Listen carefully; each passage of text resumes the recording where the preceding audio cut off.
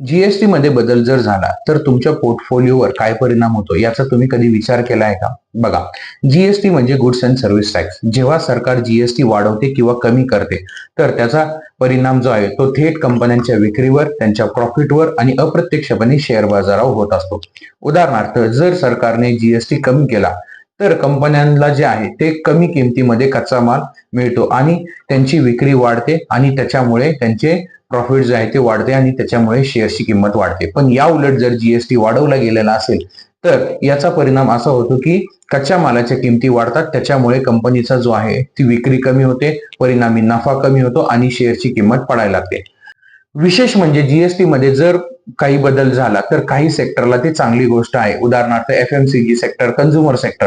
तर त्याच विरुद्ध जे आहे automobile sector, real estate sector जे आहे यांना त्याचा सर्वात जास्त परिणाम भोगावा लागतो.